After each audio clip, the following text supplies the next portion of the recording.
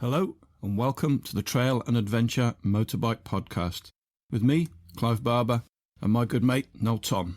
For the days when you can't ride your bike, there's always the Trail and Adventure Motorbike Podcast.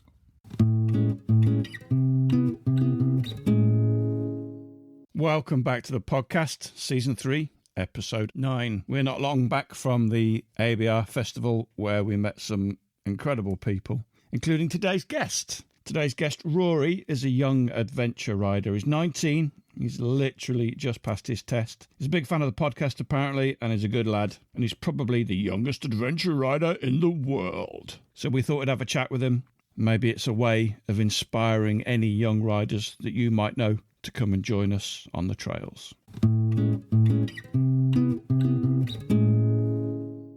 How is your finger? It's good.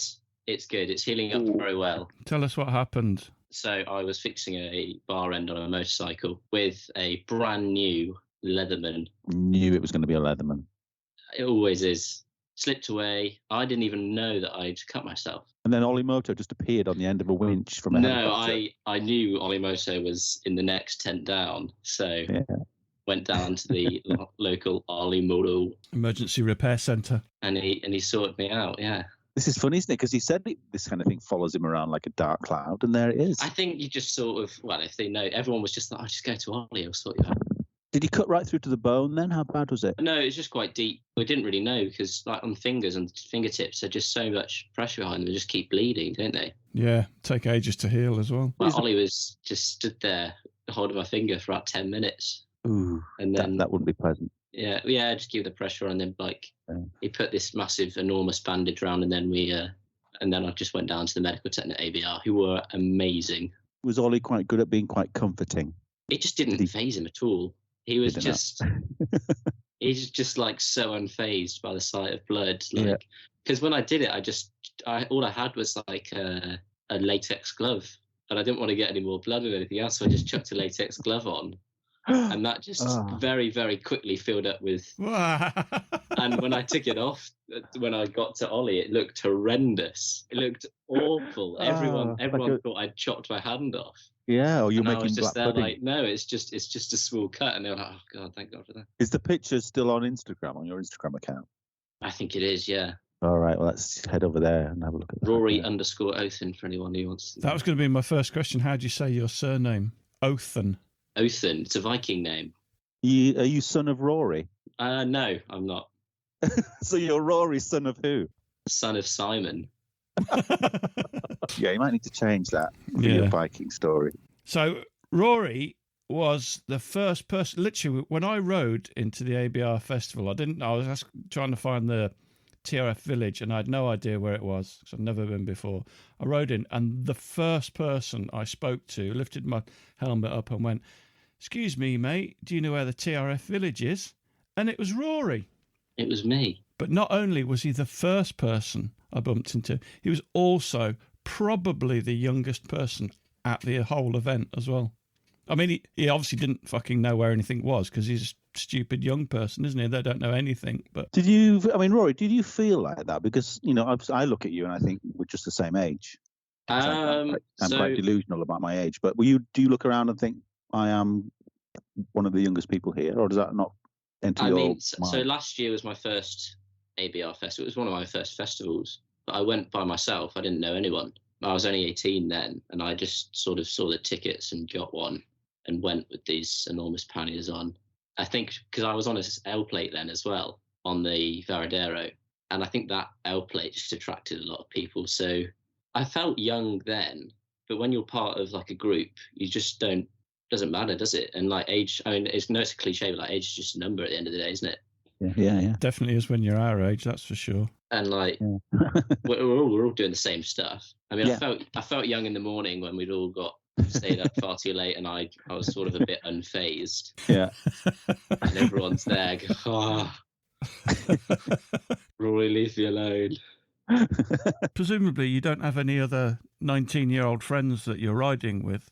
What are your rest of your mates doing? That ABR festival last year, this one, I was having a chat with Ed March, with this other group of lads, and they took my picture with Ed March, and then we all just went to the beer tent together, and I was introduced to all these other people, and was very quickly added to the ADV Wanker group chat. And then the following weekend, we were all in Wales ripping about on our bikes, and then I just very quickly became part of that team. That was sort of it then. And then that was my route in. Well, that's one of our questions. Who do you ride with, and do you have a gang name? You're the ADV Wankers. The ADV Wankers, there we go. It's a good bunch of people. It's a great mix of bikes and sizes and ages and stuff. I mean, we've got Africa Twins and GSAs and stuff, but we've got like my bike 125 and 701s and that as well, and we all ride together, and I love it. And like there's a lot of different sized people. We've got like Henry's great, but he's like knocking 5 foot, and then you've got like massive like 7 foot guys as well. It's great. It's like a weird bunch of people all mixed together. And where do you ride? Well, in Midlands based. I'm Worcestershire. I guess Wales is the closest. We've done, so me and I guess my main guy is Henry, my main trail buddy. We've done like Great Western Trail, the lakes, the peaks, knocking on the Northern Trail as well, but just all Wales. Wales is just amazing, isn't it? Yeah, as soon as you is. sort of cross the border, you're just in heaven.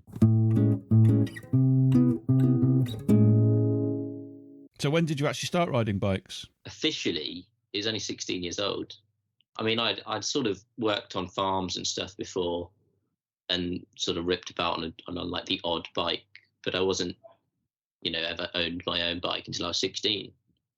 It was a Aprilia RS50, the sports bike looking thing, 2-stroke. Absolutely awesome machine. It was very apparent that wasn't the right bike for me, though. I mean, within about a month, I had some conduit, homemade pannier racks on this 50, and I had like a massive duffel bag on the back and all the time.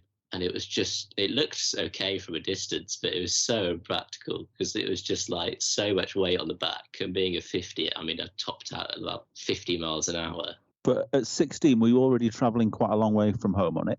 I mean, so I live in Worcestershire. It took me 4 hours to get to the Welsh border, which is only about an hour and a half journey. But I had to stop every 40 minutes to let the bike cool down. But you were doing this at 16.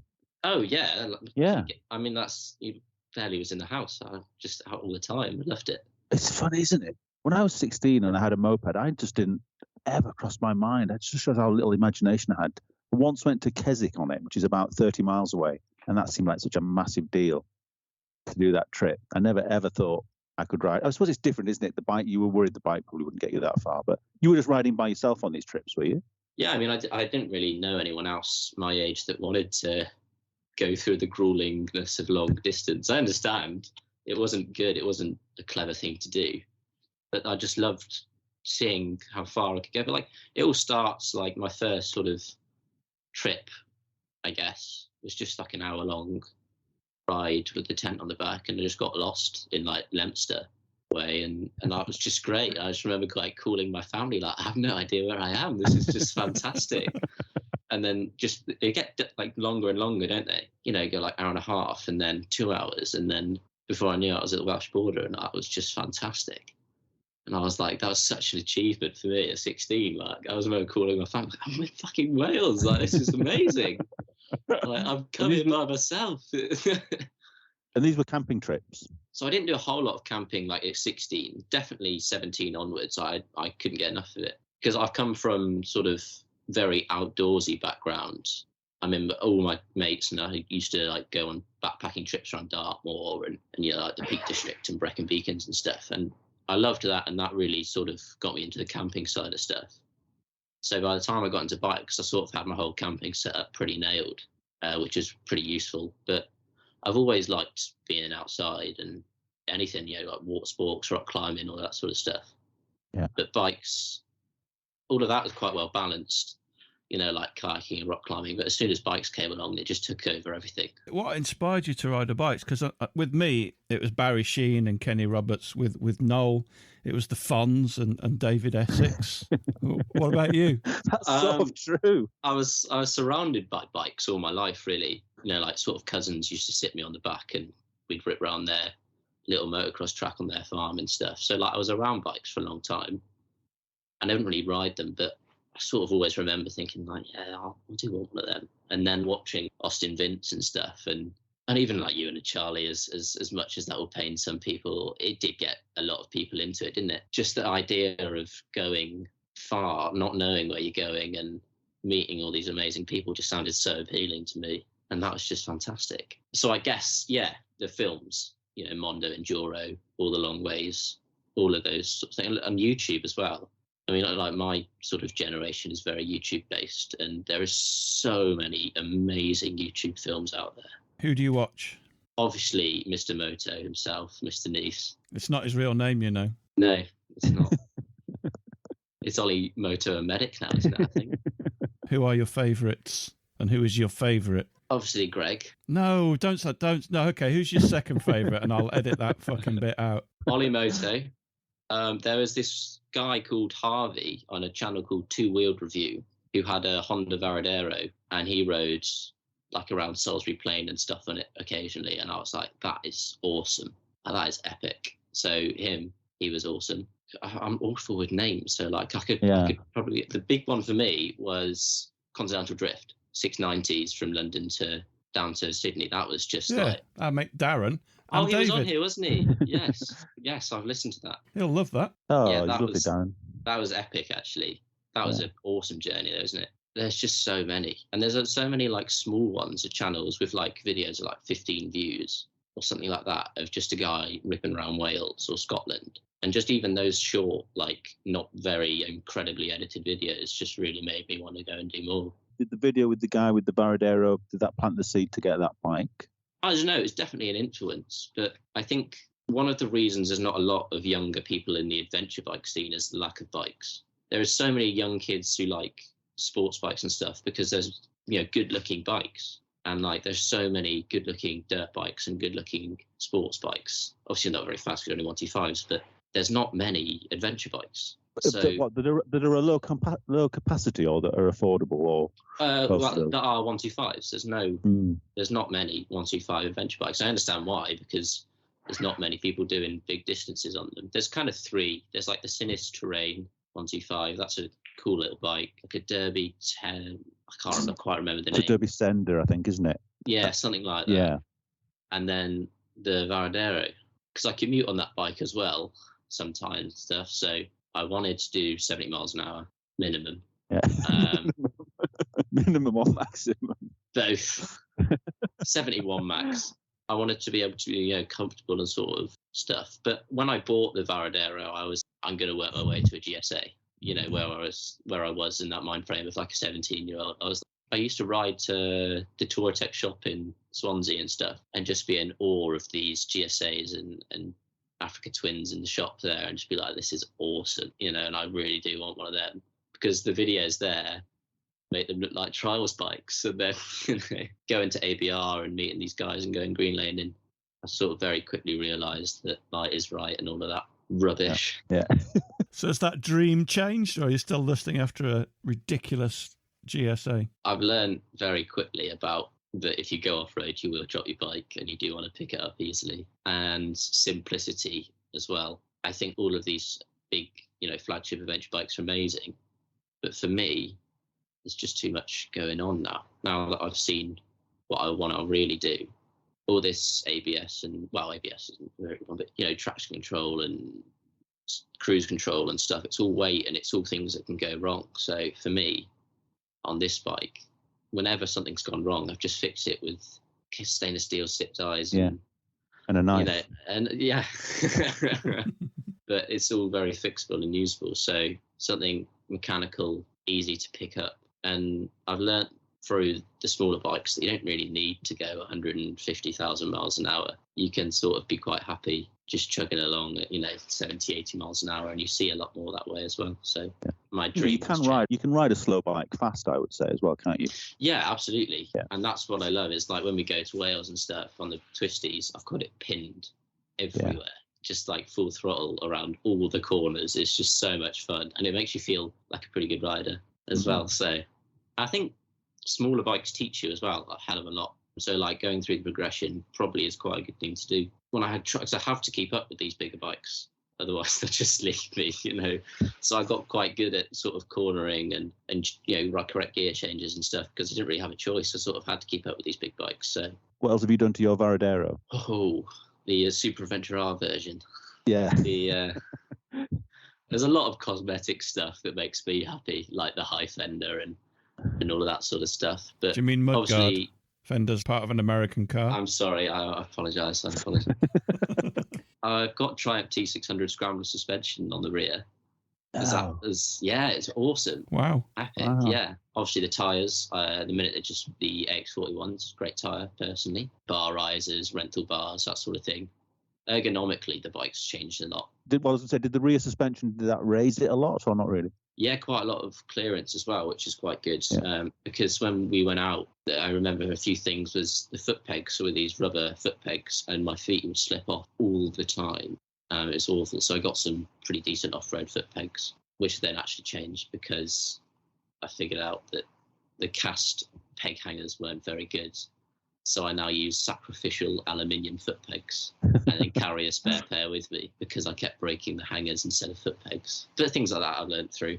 Suspension was good because I just kept bottoming out on the original and it was awful. All the forums and stuff. It's pretty good family for the Varadero. A lot of people trying a lot of cool stuff. And then the T600 suspension was a recommended one. And that gave me like a decent bit of travel and all adjustable as well. Does it exist in America, that bike? Couldn't tell you. I don't think it does. It's massive in Europe. It's huge in Europe. Like there's so many, and there's like so many mad ones. Like the other day I saw a Varadero with a GSA front on it. Wow. Yeah, it must have topped out at about 40 miles an hour, all that wind resistance. But in France and Spain, they're just doing crazy things with them. And it's great because it's just like you can sort of pick from each one that you want and make your kind of bike. There's a lot of pros to it being the best adventure bike, and then a lot of things for it being the worst adventure bike. It's almost like a Transalp, isn't it? In its sort of V-twin.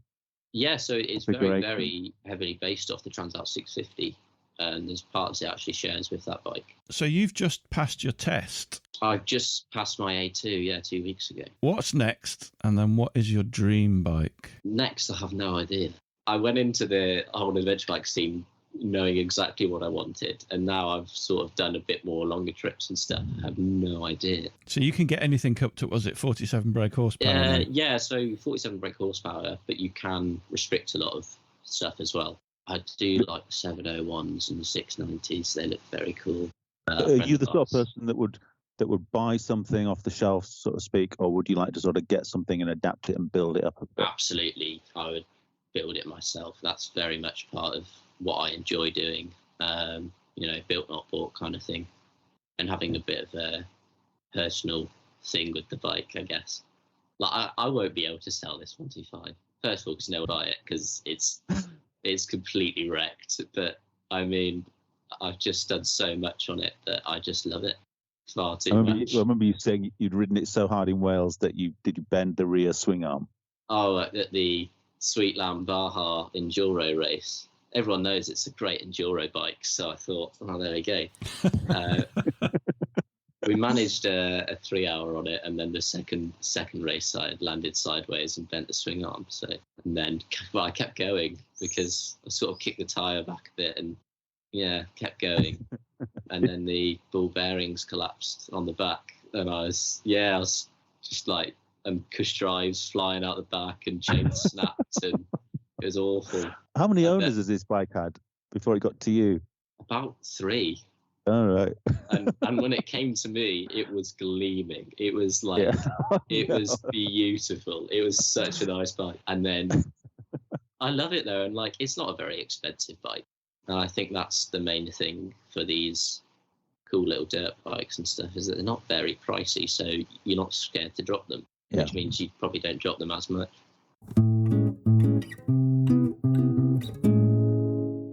What's been your furthest or most memorable trip? So my favourite trip is Scotland when I was 18. So I live in Worcestershire, and then I made it sort of Fort William way, and then went over through Glencoe to Othen, and then to Mull, Arran, and those sort of things. Bought a ferry hopping ticket, went around the islands on the Hebrides, 10 days, something like that, about 2 weeks. And then did 2,500 miles in 10 days. Gosh. How was your mum about you being a biker? They're great, actually. One thing I'm very thankful for is my upbringing. it's been awesome. My mum is just, don't tell me the bad parts. Let me know that you're alive, and then apart from that, just have a good time, and that's great. At least you're not on the same level as Ben King when he's talking about being in prison for the second time in Iran and regretting telling his mum that he was having to travel under armed escort. It's not quite that. No, the only one I had was I was on the Isle of Arran, and all my family have climbed. I think it's a Munro. It's called Goat Fell on the Isle of Arran, the highest point. Yeah. And I got to Arran at about 6. I decided I would climb Goat Fell that night. Met a guy who owned a cottage, said I could store my bike and my bike gear in the cottage. And by the time I went to go climb it, it was about 7 o'clock at night. And I remember calling my mum when I got back down, and it was like 11 p.m. And I was like, just don't go Fell. She was like, what? Because it was October. By the time I got to the top, it was snowing. I told my brother in case something went wrong where the body would be. That's about But it was great. I met this guy because I was just sort of driving around the car park and stuff at the bottom, and he was like, what are you doing? And then I explained. And he was like, yeah, I saw your stuff. And he was like, if you don't come back down by 10 o'clock, I'll come and find you. Yeah. So that was good. But yeah, that was awesome. Climbed to the top. It's snowing at the top. It's about 80-mile-an-hour winds, I think. So I wasn't up there very long. Ran back down, and then this family brought me in and gave me a curry and loads of whiskey. That was a good night. That obviously you were by yourself on that trip again. Did you meet many other bikers on that route? No, oh God, none. It was October. We were all sat in front of the fire reading bike magazines and the fancy the midgies. So October was quite good actually. Yeah, it's a good time. But I loved it. And then no, not a single. I don't think there was any other holiday bikers on Mull or Jura when I was there. So you've got another relatively big trip planned, haven't you? Yeah, so now we've got the A2 done. Definitely going to cross the channel very soon. Got family in the Czech Republic, so thought, why not just ride to the Czech Republic? That'll be on the Varadero, because I just love that bike. But I'm still just like trying to plan routes and stuff, but it's all dependent on time off work at the minute. I'd love to go to like Istanbul or something. That would be awesome. Do you think you could do all this in sort of like a 2 weeks? That's definitely get to the Czech Republic and back in 2 weeks. Yeah. That's sort of the plan at the minute, but I'm sort of in talks of getting a bit more time off. Do you have any ambitions to disappear for a year or 2 years and travel the world or South America or Asia? Probably 5 times a day. I wish that I hated my job, and I wish that I could just quit and leave and ride around the world. And I think it will happen. Yeah, don't leave it too late. Do it now. No. While you can. I'll definitely be travelling out of Europe, that's for sure. But I'd love to spend, a few years just riding around with no time schedule. That's what I hate about scheduled bike trips. I can't stand it. I remember you saying that. So you've got an apprenticeship, haven't you? Yeah, engineering. So when does that finish? Another year till that one finishes. Right. But it's a pretty niche market, so you could probably leave for a bit and come back. Something like that. Yeah. It's tempting to finish it though, isn't it? Oh, yeah. I mean, it's definitely the right thing to do to finish it. Yeah. Speaking as a father, finish your apprenticeship, Rory. I will. Speaking as a sensible person, finish your apprenticeship.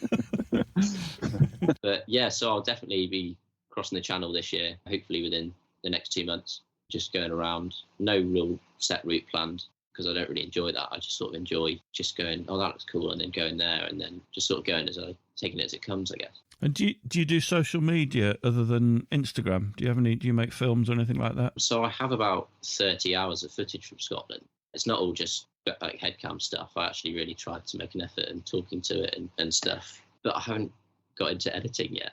I had no idea how hard editing is. Oh, mate, it's a nightmare. But are you sort of daunted by the amount of footage you've got? Yeah, definitely. It's just, I mean, I've just started to label it because it's just like so much of it. So I just started to label it, and that's a step. I'll definitely make some sort of film out of that. Yeah. If only for me. Yeah. Just to look back in a few years. I put it off. I had a lot of somebody else's footage last year and put it off for a year. I just couldn't face dealing with it all. And then once I started doing it, I absolutely loved it and would just kind of get carried away with it. Just became obsessed with it for about 2 weeks. I literally bought a laptop a better laptop so I could only make this film. It was ridiculous, and in the end, but it was great to get it done. I just felt it was like a massive thing done and dusted, and it's great to have, isn't it? Which one was this? The Scotland one? This was with Dro's wonderful drone footage. I like not having a schedule on that trip because, like, I remember I'd wake up in the morning, it was just pissing down rain. I'd just be like, I'm just going to read a book or just chill out in the tent now. And there was nothing, no ferry to catch or anything, and that was great. But that trip was the real trip that just thought, I need to do so much more of this. And the trip that just made me realise that humans on the main part are just good, aren't they? Yeah. People are just kind. I think being on a completely knackered 125 with L plates on, screaming past you in the pouring rain, I think people just pity me a lot and just give me things. I slept in 3 different strangers' houses on that trip. Had countless meals with random strangers because people are good, aren't they? And my faith in humanity was completely restored on that trip anyway. Well, I think you probably have a similar sort of qualities to Ben has, that people warm to you quite quickly. And you just start to feel good about that, so you start looking after other people as well. It's like a good chain of kindness. Yeah. So you're doing an engineering apprenticeship. Are you pretty handy with the spanners when things go wrong? I do enjoy it, yes. It's good fun. I quite enjoy fixing problems and overcoming problems. That's my job, really, as a servicing engineer, is just to go to a problem with no real background on it and then fix it. And overcoming a problem for me is really rewarding, and I absolutely love it. It's not a job interview. I hate that I love my job. I absolutely hate that I love it. I wish that I just hated this job with a passion and could leave right now, but I can't because it's just so much fun. You're very lucky. How was the Bristol Trail, Noel? Oh, it was wonderful. Absolutely amazing. It just felt like, without wishing to insult anyone who might still be religious, are people still religious? It just felt like I was going to the home, like the mecca of trail riding. Oh, I completely agree. And for the sort of way I like to ride, it was just absolutely perfect. I just didn't expect it at all. I knew there was a certain kind of, you always see a certain sort of trail bike for sale in the Southwest, and it's always got like a sympathetic trials tire on the back, and it's always sort of a nice old-fashioned type of trail bike. But you see why now, because the trails are just so suited to that. Yeah. I just absolutely loved it. I can't quite figure out why, because there was lots of things about it, lots of really closed trails where it was just, it was like so overgrown. Overgrown. Yeah. I was laughing my head off. In the past, I think we've ridden trails like that in Northumberland in the Netherlands, and they really annoyed me for some reason. I'd get really grumpy because I just felt like it was hawthorn scratching me to bits and scratching my bike. But for some reason in Somerset and Devon, it just made me laugh my head off because I just thought, how much more overgrown is this going to get? That was one of my favourite trail riding trips. There was only 2 of us, me and my mate Henry. That was just one of my favourite trips because it was, I don't know why, it's just so good. And it's so much trails and they're just so technical, and you just laugh your head off the entire way. You're like, what the hell is this? Like, why are we doing this? And a lot of the trails, they don't seem overly used and overly damaged. So I didn't often, you can feel quite guilty often in the UK riding trails that are in a terrible state. Whereas it did feel like, I mean, a lot of the trails, there's lots of evidence of tarmac on them. So you can see that they were tarmac probably in the 50s or 60s. They have been abandoned a little bit. Yeah. But they are legitimately roads, because there were roads, tarmac roads at one point. But they just feel like proper unmetalled, unsurfaced roads, really. Yeah, it's so funny that there's lots, I don't know who's put the signs up down there, but there's lots of... it's fantastic. But they have unmetalled road signs, don't they, at the start of them? Yeah. I don't know whether who's done that, whether it's the council or they almost look like TRF signs in a way. Because I don't know what it's like up in the north, but around us there is no signage for byways, none at all, which actually just prevents people riding on the correct lanes. It just means that you're like, well, there's a lane there, I'm just guessing it's a byway. But down there, it's awesome because there's just like signs saying byway this way. And we were like, what the hell? Like, we'd never seen this before, really, because it's none in Wales either. We were like, this is fantastic. We saw very few walkers. We saw a couple. We met a couple of horses, but that was it, really. Yeah, it was very quiet. Yeah. I was about to say, we do have some signage up here, but it's not widely available, is it, really? But the TRF have now got the Green Road map, which is as good as I think we're ever going to get, really. because that's the big thing is people keep asking for an app, don't they? An app of Green Lanes, but it's such a hard thing to do, isn't it? You still need to put some effort in to create your own or get hold of GPX files from wherever you're going. The tech's pretty good, isn't it? The tech is just the best. It is. And like, just to be able to end up in places you would never end up in the UK. I think there's a big thing about that. If you want to get lost and see places you never see, you have to go abroad. But there are so many small, weird places in the UK that you can just do that at a weekend and have a great time. Yeah. But yeah, we've been riding the same lanes in the Lake District for 16 years and still pretty much enjoy them. As an evening out or a day out, they're still great fun. You're dicking about with your mates and stopping off for coffees and eating nice food. And we went down to do the Great Western Trail. We had 3 days of riding. We only got as far as Exeter from Salisbury. So there's still a whole load more to do. Yeah, so we went from Salisbury and we only got to Lyme Regis. Yeah. And still we were knackered, but it felt like we'd done so much trails compared to road, which was fantastic. Do you remember there's a really long straight track just not far from Salisbury heading west? And it's kind of on top of a hill a little bit. Before you go past an airfield, there's a cafe at an airfield. Oh, yes. So from Salisbury, we went to Stonehenge just to see it. And there's a byway that leads straight across Stonehenge.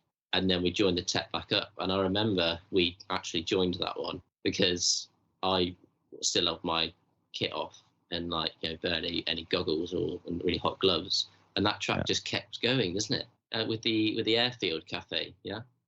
Yeah. And there's planes taking off, or there's little single prop planes and stuff. Yeah. That was awesome. Yeah, it's amazing that bit. That was our introduction to it. And I remember we stopped there for a bit of lunch. I remember thinking, God, if it's all like this will just be fantastic. And it wasn't all like that. It did change, but that was a great section where it was just a really long, straight, high level track. Yeah, it's lovely. And Hell's Lane? Did you go Hell's Lane? I'm not sure. Just sort of down from Chesil Beach. Or up. And there's a lane called Hell's Lane. And this isn't the one that everyone takes a picture in. It's so like a really gorge. The two gorge. I was desperate to find that. I don't think we can't have got to that. That's the Photoshop place, isn't it? Yeah, well, we did cut off a little loop to get down to the hotel in Seaton one night, and I just wonder if it was on that little loop that we missed out. This is why I need to go back. We slept on Chesil Beach that night, which was awesome. And that was a shambles in the morning because the byway at Chesil, which isn't part of the Great Western Trail, is fine, sort of like sandy-esque. And then it just turns into deep gravel, just instantly. And we're there with fully loaded bikes, gunning it over. And it's byway, and all these poor holiday makers sat on the beach, and us just revving the shit out of these bikes, trying to get out this gravel at 8 a.m. Oh, no. It was awful. But I loved the Djibouti. And then you got the Great Northern Trail as well, so I had to head up your way. Best place in the world, mate.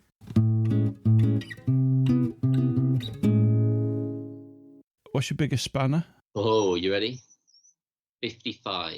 No way! Yeah. Oh, we have a winner. So it's from HRS Raleigh, the Royal Navy. 55. Royal Navy training base. Is it an open-ended and a ring?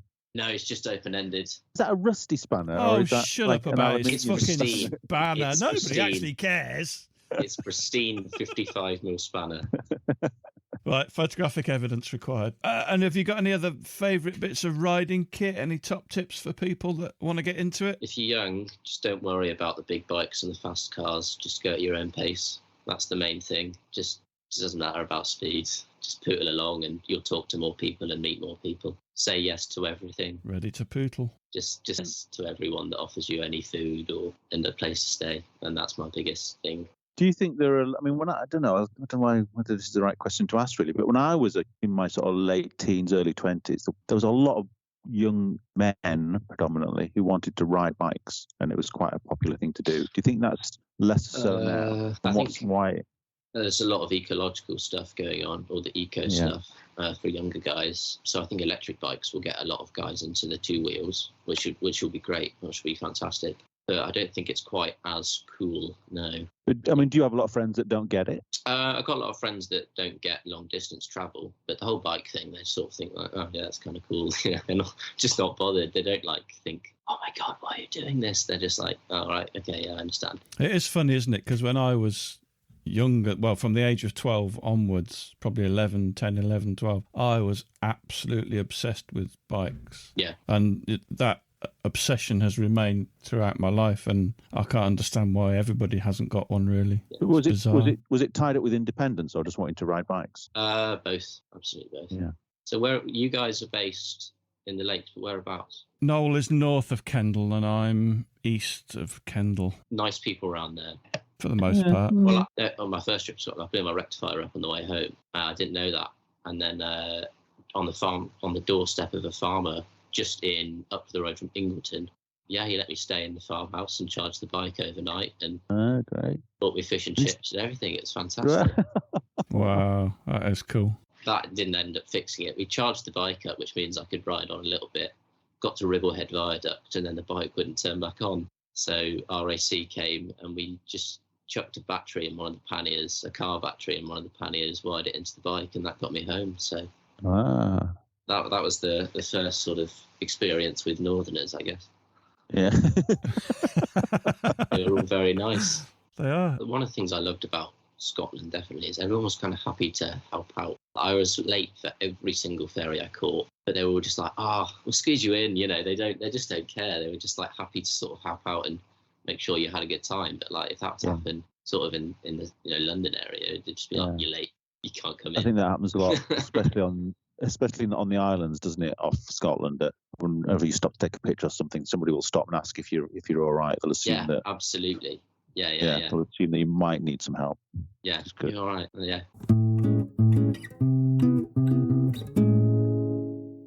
Hey, that's Rory. What a top lad he is. So listen, a couple of favours to ask you. Could you please spread the word about the podcast? Share it amongst your friends. Like and subscribe, if you can do that to a podcast. I think you can. And if you've got the time and the inclination, please give us a review on iTunes or anywhere else you can review the podcast, like Facebook. All that stuff's going to help. To make it viable, we need to keep spreading the word, really, so we can get more listeners. I think it's kind of good enough. I hope you guys do too. So, yeah, please spread the word. Appreciate it. Well, that's it for this week. We'll be back in a week or probably 2 weeks' time. I'm possibly on holiday as you're listening to this, so hopefully back in time with another exciting guest. We'll see you then. Cheers.